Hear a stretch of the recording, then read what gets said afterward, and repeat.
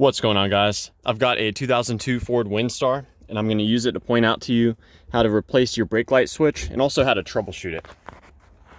So first things first, I'm going to point out to you the location of the two important fuses for the operation of the brakes. It's going to be a 20 and a 10 amp fuse, fuse 12 and 13. So it's going to be this one and that one. The 20 amp is for the high mount, and this one is for the lights on either side. So you're going to want to check those. Now, as far as the switch itself, before you replace it, you can actually test things out. You're going to want to disconnect it, and you can use a paper clip to bridge the two pins together. If you connect these two pins together and everything is working properly, your brake light should be coming on. If that's what happens, then you want to replace this switch here. I'll show you how to do that as well. This yellow clip, you just push up like so. Don't even need tools for this thing. So you remove that. Now with the clip out of the way, you can actually grab the sensor and move it to the right. Just enough in order for it to, should just come out. There we go.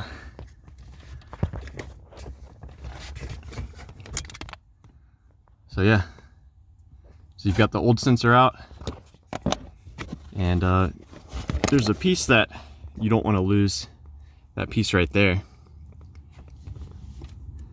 It actually goes in here.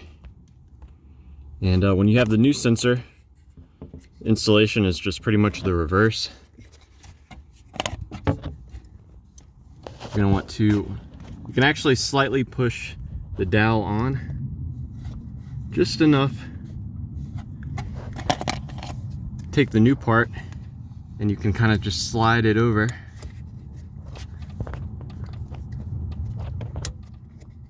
Slide it in.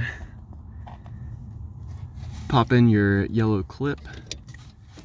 And most importantly, don't forget to hook the sensor back up.